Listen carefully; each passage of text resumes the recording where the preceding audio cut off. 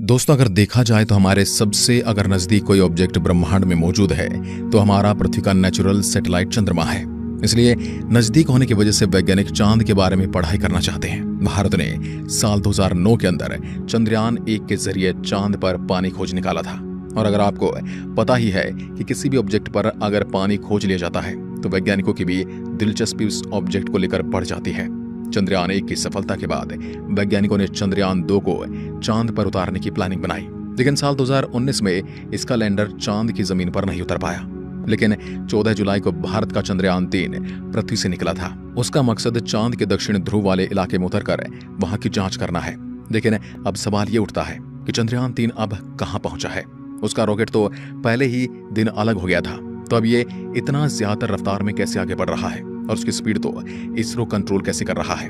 आखिर उसके अंदर कितना फ्यूल है और वह चांद पर कब तक उतर जाएगा। चांद पर जाने के बाद भारत के वैज्ञानिकों को क्या भेजने वाला है। चांद की इस वीडियो रिपोर्ट में सभी बातों का खुलासा करने वाले हैं। दोस्तों, जब कोई अंतरिक्ष यान पृथ्वी से निकलकर किसी दूसरी दुनिया की ओर अपना रास्ता तय करता है तो वह सीधा अपने लक्ष्य तक नहीं जा सकता, क्योंकि पहले ही वो अंडाकार कक्षा में पृथ्वी की परिक्रमा करता है।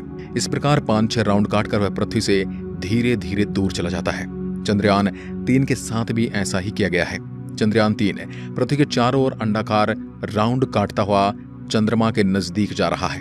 करीब 6 राउंड काटकर यह पृथ्वी के ऑर्बिट से बाहर निकल जाएगा।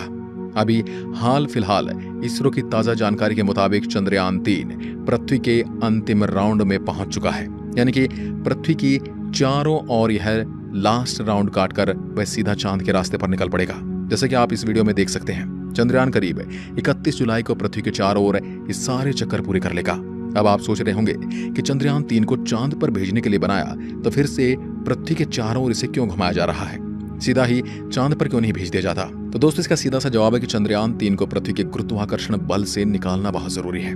इसके लिए इसरो एक खास तरीके का प्रयोग करता है, यानी चंद्रयान-3 पृथ्वी के चारों ओर परिक्रमा करने का चक्कर धीरे धीरे बढ़ाता जाएगा और एक चक्कर ऐसा होगा जिसमें चंद्रयान पृथ्वी से काफी दूर और चंद्रमा के नजदीक होगा। लेकिन दोस्तों, ये काम जितना हमें सरल लग रहा है वह इतना है नहीं। इसमें कई सारे भयानक एक्सपीरियंस का सामना करना पड़ता है। इसके लिए थोड़ा और इसे मुद्दे को गहराई से जानने की कोशिश करते हैं। आपने पूरी प्रक्रिया तो समझ ही ली, लेकिन आप ये समझ नहीं पाए होंगे कि चंद्रयान-3 तो अभी अंतरिक्ष में है, पर इसरो इसकी कक्षा को बदलेगा कैसे। तो हम आपको पहले इसका जवाब दे देते हैं। दरअसल वैज्ञानिकों को इन बातों के बारे में पहले से ही पता होता है, इसलिए इसरो ने चंद्रयान-3 की दिशा और कक्षा बदलने के लिए उसमें थ्रस्टर लगाए थे। इन थ्रस्टर को चालू करके इसरो चंद्रयान-3 की दिशा और गति को नियंत्रित कर सकता है। 31 जुलाई वह तारीख होगी जब चंद्रयान-3 पृथ्वी से 1 लाख किलोमीटर दूर चला जाएगा। और फिर आपको यह रास्ता दिख रहा है, चंद्रमा और पृथ्वी के बीच का। इस रास्ते पर यह मुसाफिर चल पड़ेगा।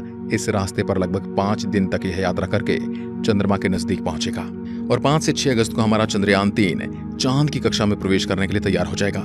यहाँ पर वैज्ञानिक फिर से वही प्रोसेस अपनाएंगे और मॉड्यूल सिस्टम को चालू करके थ्रस्टर्स के जरिए इस चांद की कक्षा में इसे स्थापित कर दिया जाएगा। फिर राउंड के जरिए ये धीरे धीरे चंद्रमा के नजदीक जाता चला जाएगा। फिर 17 अगस्त की तारीख को पेलोड, लैंडर और रोवर मॉड्यूल से अलग हो जाएंगे और फिर लैंडर और रोवर चांद के अंडाकार कक्षा में आएंगे। चांद की कक्षा में आने के बाद वैज्ञानिकों का काम इसकी गति को धीमा करना होगा। इसके लिए चंद्रयान-3 में लगे हुए थ्रस्ट को इसकी गति के उल्टी दिशा में चलाया जाएगा और 23 अगस्त को वो दिन आएगा जब यह मुसाफिर चांद की उस रहस्यमय जगह पर उतर जाएगा। वैज्ञानिकों ने किसी भी समस्या से बचने के लिए कई अलग रास्ते की खोजें भी की हैं। लैंडर और रोवर को पहले से कहीं ज्यादा मजबूत बनाया गया है, जिसमें चंद्रयान-2 जैसी किसी भी गलती के बारे में बचा जा सके। और यह तो आपको पता ही है कि भारत में इससे पहले 2 चंद्रयान चांद पर भेजे जा चुके हैं। यह तीसरा मुसाफिर है और चांद पर ध्रुवीय इलाकों में शोध करने के लिए गया है। लैंडर के अंदर से रोवर निकलकर चांद के उस गड्ढे वाली जमीन के ऊपर चलेगा और वहां से कई बड़े बड़े खुलासे करने वाला है। और पूरी दुनिया की स्पेस एजेंसियों की इस पर नजर है, क्योंकि सभी वैज्ञानिक चांद के इस क्षेत्र से अनजान है। आज से पहले जिस देश ने भी वहां पर जाने की हिम्मत की है, उसका मिशन वहां पर जाने से पहले ही फेल हो गया। लेकिन इस बार भारत पूरी तैयारी के साथ चांद पर उतरा है। अब आपके दिमाग में सवाल आ रहा है कि इसके अंदर ऐसा कौन सा फ्यूल है जो इसे इस ब्रह्मांड के अंदर चला रहा है। दोस्तों, आज चंद्रयान अंतरिक्ष में इस रफ्तार से चल रहा है कि अगर उसकी कमांड में थोड़ी सी भी गलती हो जाए तो फिर बड़ी भारी दिक्कत हो सकती है। चंद्रयान-3 14 तारीख को लॉन्च हुआ था। उसके 16 मिनट बाद यह पृथ्वी के ऑर्बिट में पहुंच चुका था। और यह भी आपको पता ही होगा कि अंतरिक्ष यान को पृथ्वी के वातावरण से बाहर निकलने के लिए 1 सेकंड के अंदर 11 किलोमीटर की स्पीड हासिल करनी होती है। इतनी स्पीड इस रॉकेट में लगे बूस्टर और अलग अलग इंजन हासिल करवा देते हैं। अब यहाँ बात आती है कि रॉकेट में जो फ्यूल था वो क्रायोजेनिक स्टेज से अलग होते ही खत्म हो चुका है। मतलब लॉन्च से केवल 16 मिनट के बाद से ही पूरा का पूरा खेल पूरा हो चुका है। अब चंद्रयान 3 चल किससे रहा है? तो दोस्तों, इस वक्त चंद्रयान 3 3 तरह की एनर्जी से चल रहा है।